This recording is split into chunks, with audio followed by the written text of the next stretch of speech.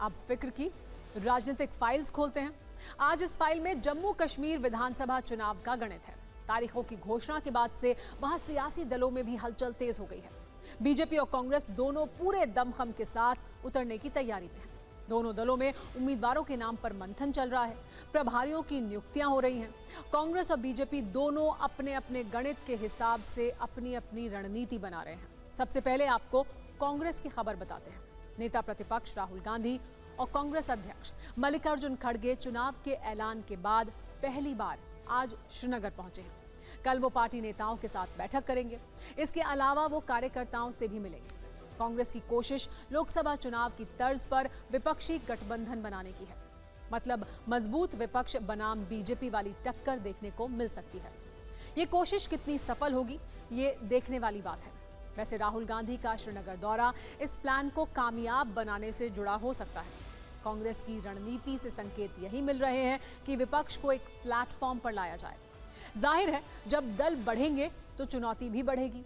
इन चुनौतियों को हम दो हिस्सों में बांट सकते हैं। पहला हिस्सा है सीट बंटवारे को सुलझाना और दूसरा गठबंधन में पीडीपी को शामिल करना। हमने इसे चैलेंज क्यों कहा, इसे भी समझ लीजिए। टीवी9 भारतवर्ष के संवाददाता कुमार विक्रांत को सूत्रों से पता चला है कि पर्दे के पीछे कांग्रेस और उमर अब्दुल्ला की पार्टी नेशनल कॉन्फ्रेंस की बातचीत चल रही है और कोशिश महबूबा मुफ्ती की पीडीपी को भी साथ लाने की है। सूत्र ये बता रहे हैं कि उमर अब्दुल्ला कांग्रेस को विधानसभा की 25 में से 30 सीटें देने को तैयार है, जबकि कांग्रेस 40 सीटें मांग रही है। यानी कुल सीटों का लगभग आधा जम्मू कश्मीर में परिसीमन के बाद विधानसभा की सीटें 83 से बढ़कर क्योंकि 90 हो गई हैं। कांग्रेस चाहती है कि इंडिया गठबंधन बना रहे, इसीलिए पीडीपी को शामिल किया जाए। मगर नेशनल कॉन्फ्रेंस की दलील यह है कि बीजेपी के साथ सरकार बनाने के बाद महबूबा मुफ्ती की विश्वसनीयता घटी है। कांग्रेस ने इसका तोड़ निकाला है। पार्टी ने महबूबा मुफ्ती से अपनी बेटी इल्तिजा मुफ्ती को आगे करने को कहा है, जिसे महबूबा मान भी रही हैं। यानी पीडीपी का प्रमुख चेहरा इल्तिजा होंगी। अब कांग्रेस ने नेशनल कॉन्फ्रेंस से कहा है कि वो महबूबा के बजाय उनकी बेटी इल्तिजा पर बात करें। लेकिन चेहरा बदलने के बाद भी उमर अब्दुल्ला पीडीपी के साथ नहीं जाना चाहते। हालांकि फारूक अब्दुल्ला ने इल्तिजा को लेकर कांग्रेस को सकारात्मक संकेत दिए हैं।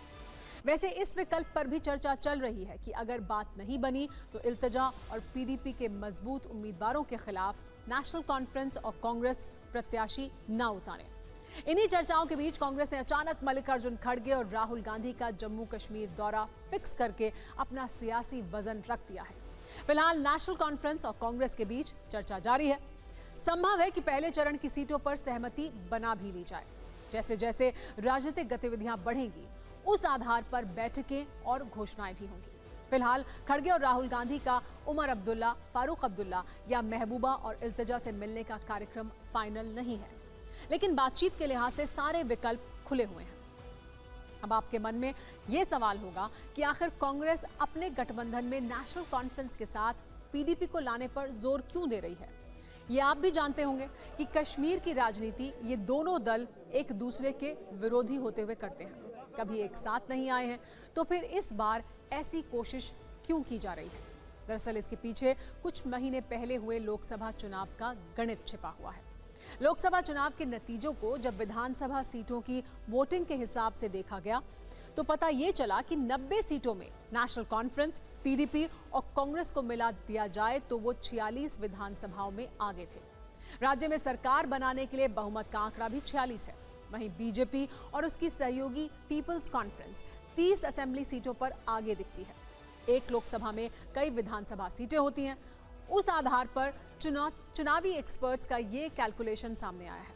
वोटों के इसी गणित में कांग्रेस को सहयोगी दलों के साथ मिलकर सरकार बनाने की उम्मीद नजर आ रही है। रणनीति सिर्फ कांग्रेस या विपक्षी दल ही नहीं बना रहे हैं, बल्कि बीजेपी भी ये चुनाव मजबूती के साथ लड़ने जा रही है। आर्टिकल 370 हटाने के बाद ये पहला चुनाव है जब बीजेपी के लिए लिटमस टेस्ट की तरह होगा। कांग्रेस जहां विपक्ष को एकजुट करने में लगी है, तो बीजेपी गठबंधन से उलट अकेले चलने की राह पर आगे बढ़ रही है और वो पूरे चुनाव को भारत बनाम भारत विरोध पर लड़ने की तैयारी कर रही है। TV9 भारतवर्ष के संवाददाता आमोद राय को सूत्रों से पता चला है कि बीजेपी जम्मू कश्मीर विधानसभा चुनाव में लगभग 70 से 75 सीटों पर अपने उम्मीदवार उतारेगी। सूबे की करीब 10 से 15 सीटों पर निर्दलीय उम्मीदवारों को समर्थन करने का प्लान है बीजेपी का। बीजेपी जम्मू रीजन की सभी 36 सीटें जीतने के लक्ष्य पर काम कर रही है। मतलब पार्टी किसी भी दल से गठबंधन नहीं करेगी। इसके अलावा बीजेपी नेशनल कॉन्फ्रेंस के मैनिफेस्टो के कुछ मुद्दों को जोर शोर से उठाएगी। नेशनल कॉन्फ्रेंस ने अपने घोषणा पत्र में शंकराचार्य पर्वत को तख्ते सुलेमान नाम देने का ऐलान किया है। इसे बीजेपी बड़ा मुद्दा बनाने वाली है। नेशनल कॉन्फ्रेंस ने पाकिस्तान से बातचीत और मध्यस्थता की बात कही है। इसे भी चुनावी मुद्दा बनाया जाएगा। साथ ही नेशनल कॉन्फ्रेंस ने मैनिफेस्टो में 370 की वापसी जैसी बात की है। बीजेपी इसे भी अपने चुनाव प्रचार में बड़ा मुद्दा बनाएगी। बीजेपी लोगों के बीच ये नैरेटिव लेकर जाएगी कि जनता 5 अगस्त 2019 के पहले का अराजकता वाला माहौल चाहती है या फिर आज का बेहतर माहौल चाहती है। नैरेटिव वाली राजनीति के अलावा बीजेपी सीटों के माइक्रो मैनेजमेंट में भी लगी हुई है। 2024 लोकसभा चुनाव में मिली जीत और वोट प्रतिशत के आधार पर बीजेपी जम्मू कश्मीर की 29 विधानसभा सीटों पर आगे थी। 2014 विधानसभा चुनाव में बीजेपी ने जम्मू रीजन की 36 सीटों में से 25 जीती थी। ये सूत्र बता रहे हैं कि इस बार जम्मू रीजन की सभी 30 हिंदू बाहुल सीटों को बीजेपी ने हर हाल में जीतने का लक्ष्य तय किया है। जम्मू के राजौरी क्षेत्र की 7 सीटों पर हिंदू वोटर डिसाइडिंग फैक्टर है। बीजेपी ने इन सभी सीटों को जीतने का भी लक्ष्य तय कर लिया है।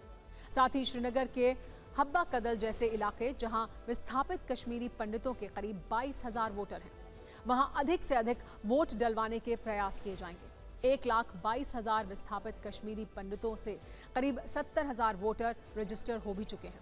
उनको भी वोट करने के लिए प्रेरित किया जा रहा है। इसके अलावा उम्मीदवार तय करने के लिए 25 अगस्त को केंद्रीय चुनाव समिति की बैठक भी हो सकती है। 26 अगस्त को बीजेपी उम्मीदवारों की पहली सूची जारी करने की संभावना है। यही नहीं, बीजेपी ने जम्मू कश्मीर के एक्सपर्ट माने जाने वाले राम माधव को चुनाव प्रभारी नियुक्त किया है। राम माधव के जम्मू कश्मीर की 2 प्रमुख पार्टी पीडीपी और नेशनल कॉन्फ्रेंस से अच्छे ताल्लुकात हैं। ऐसे में चुनाव के बाद अगर गठबंधन की जरूरत पड़ी तो उस स्थिति में बीजेपी के लिए ये ताल्लुकात काम आ सकते हैं। बीजेपी और कांग्रेस की तैयारियों पर बयानबाजी भी हो रही है। सुनिए किसने अब तक क्या कहा।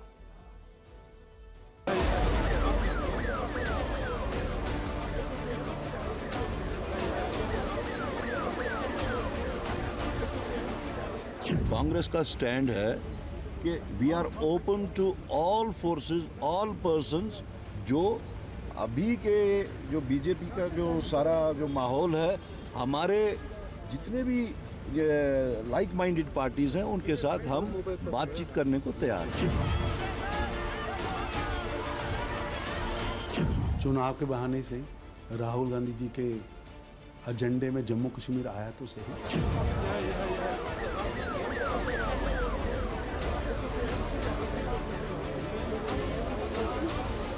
एक पार्टी से निकलना, दूसरी पार्टी में जाना, नेशनल कॉन्फ्रेंस और पीडीपी के ये जो ड्रामा आप लोग देख रहे हैं, नया ड्रामा नहीं है। और आपने देखा ही होगा अभी रिसेंटली पार्लियामेंट इलेक्शन में आपकी जो दोनों चीफ मिनिस्टर कैसे हारे।